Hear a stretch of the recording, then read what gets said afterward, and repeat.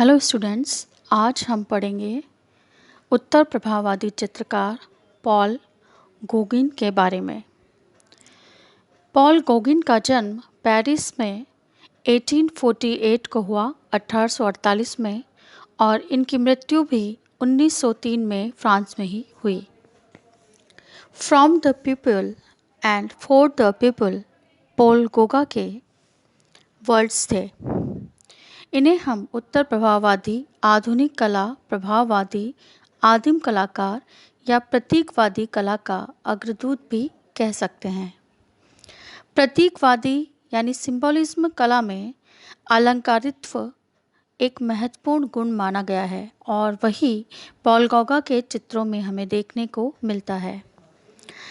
1888 ईस्वी में गोगा ने प्रभाववाद की अंकन पद्धति को पूर्ण रूप से छोड़ दिया था तथा अपनी एक नई टेक्निक उन्होंने डेवलप की, एक नई सृष्टि की रचना की। गोगा किसी शैली या सिद्धांत के बंधन के विरोधी थे। आपको पता है कि उत्तर प्रभाववादी सभी जो तीनों कलाकार थे वह प्रभाववाद से असंतुष्ट थे और उन्होंने अपनी अपनी शैलियों को विकसित किया। 1886 में प्रभाववादियों की अंतिम प्रदर्शनी में उनके 19 चित्र रखे गए। इस समय वह पौनावा में रहने लगे थे। ये ब्रिटनी में है। यहाँ पर इन्होंने अपनी खुद की निजी शैली का विकास किया। हालांकि उनकी आर्थिक स्थिति काफ़ी खराब रही, लेकिन यहाँ ब्रिटनी में रहकर वहाँ के असभ्य और सीधी सादी जनता को उन्होंने आधार मानकर चित्रण किया।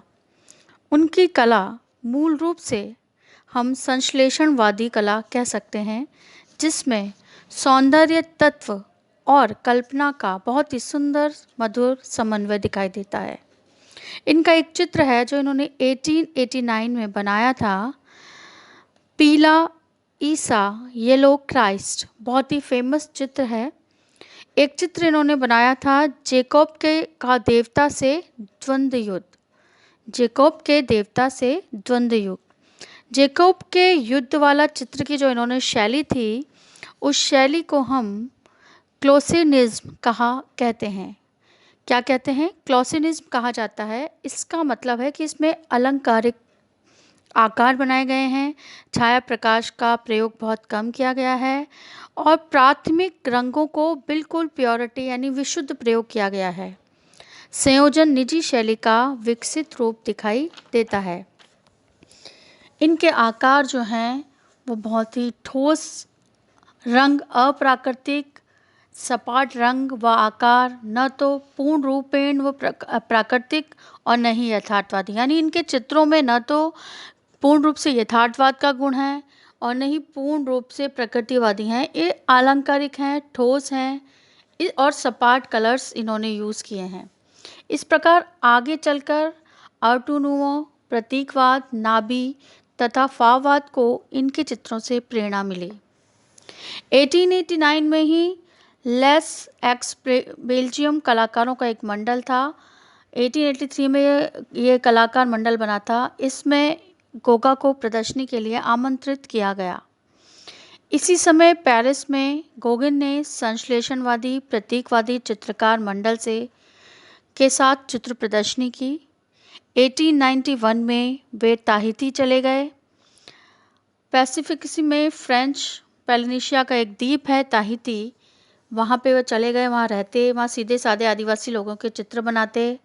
यहाँ उन्होंने एक वर्ष में 60 चित्र तथा काफ़ी रेखा चित्र बनाए। यहाँ नैसर्गिक की जगह अस्वाभाविक रंग यानी गुलाबी रंग का घोड़ा, नीले रंग का कुत्ता, इस तरह के उन्होंने अस्वाभाविक अप्राकृतिक कलर्स को यूज़ किया। इनके जो चित्र थे उसमें एक बहुत ही बड़ा फेमस चित्र था जो कि 12 इंटू 4.5 फीट की कृति है। वो चित्र है हम कहाँ से आते हैं, हम क्या हैं, हम कहाँ जा रहे हैं। Where do we come from, where are we going. ये चित्र बहुत ही फेमस था और इस चित्र के बाद इन्होंने आर्सेनिक खाकर इनकी डेथ हो गई थी। इस चित्र के लिए इन्होंने कहा था कि यह मेरा अस्पर्शनीय स्वप्न है। इनके मुख्य चित्र हैं, हम उनके चित्रों को देखते हैं।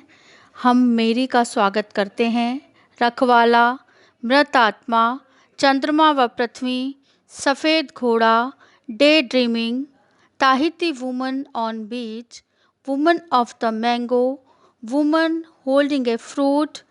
1885 में उन्होंने ताबीज़ चित्र एक सिगार की पेटी पर बनाया।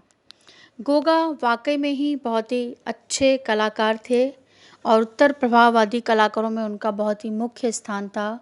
उन्होंने अपने स्वप्न को, कल्पनाओं को और आलंकारिकता को चित्रों में महत्व दिया, जिसे आधुनिक कला के कलाकारों को बहुत प्रेरणा मिली। Thank you.